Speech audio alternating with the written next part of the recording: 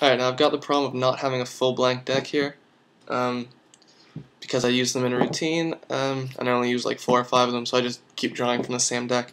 But anyways, we'll do this with what I've got here.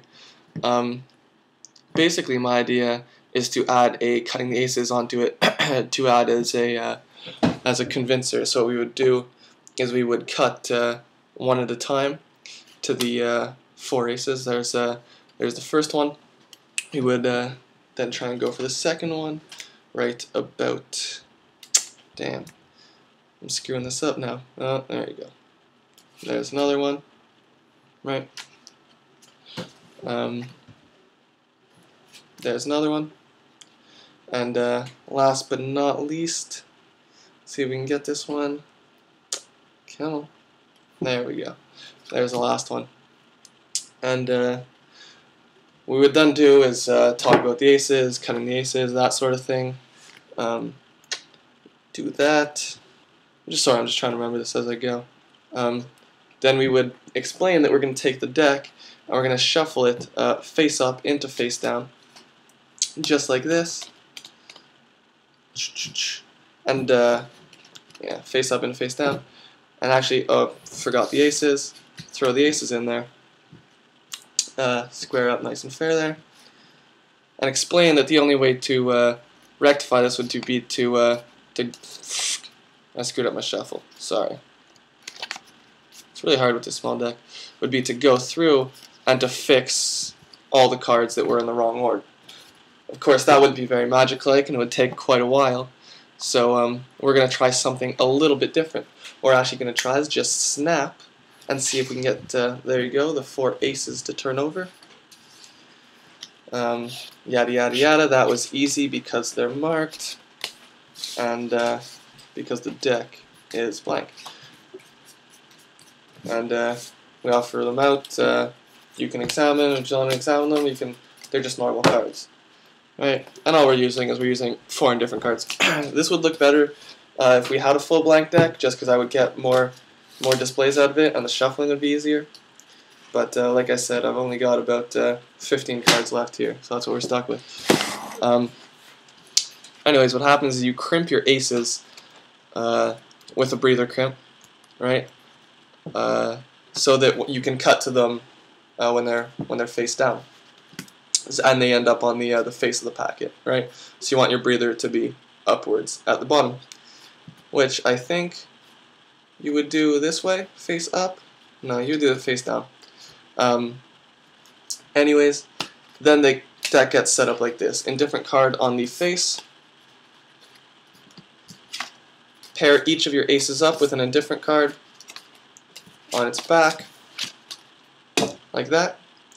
And then at random spots in the deck, like I said, I can only put like 2 cards in between each of the aces, which makes them difficult to cut to afterwards, like I was having trouble with. But so then your grouping is going like that, and you're set. You're ready to go. Cut to 1 ace, strip it off, place it on there, and you have 2 options here. You can either whatchamacallit to replace that card to the bottom.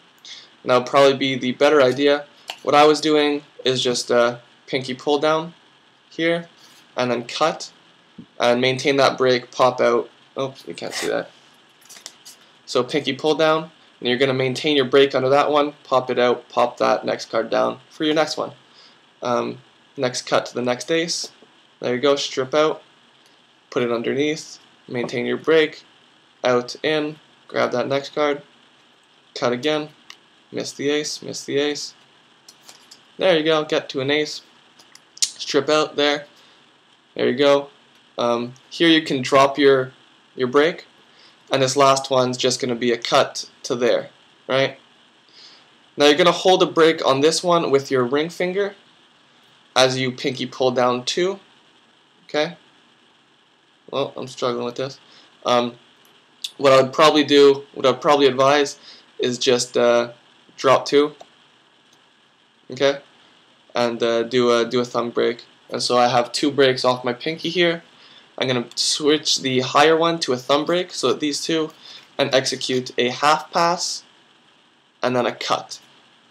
except maintain a break at where you just cut to. Pop this out, grab a new break so that you're braked in between your two face-up cards. Tenkai reverse, shuffle those together. Right, now you want to shuffle them so that this top stock here, right, this is a thing, you want the queen, or your indifferent card here, to end up on top, but all of these cards, other than the bottom one, nicely intertwined, except that you're going to drop these. So these, all your indifferent cards stay at the top, and then everything gets cleanly shuffled together, and just make sure that this lands at the bottom. Okay? Sounds complicated, not as complicated as it sounds. I'll explain. So drop one, fairly shuffle, and then just, or well, this queen would be here, right? So drop one, fairly shuffle, drop everything in your left hand now, except for the queen, riffle everything off, drop the queen. This is just so your indifferent cards stay as a packet at the top once you square up.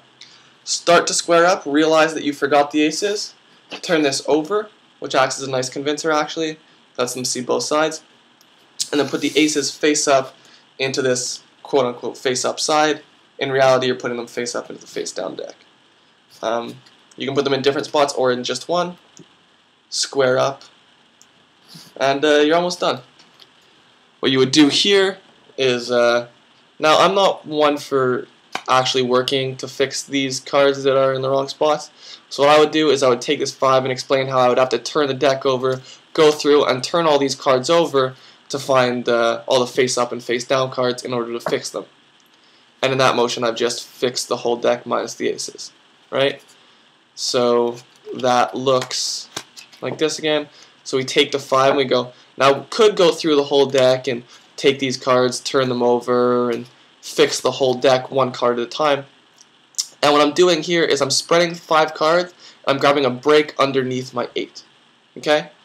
Square up, turn the deck over as you grab a step here, step, pull that down, pinky break, cut all your indifferent cards to the top of the deck, snap, spread, show your aces in the middle of the deck, leave the deck spread as you reveal that the aces are marked or a different color, and then again snap. And what you would do is, I can't do this because I have such a small packet, but just leave the top cards unspread and spread heavy throughout the bottom, right?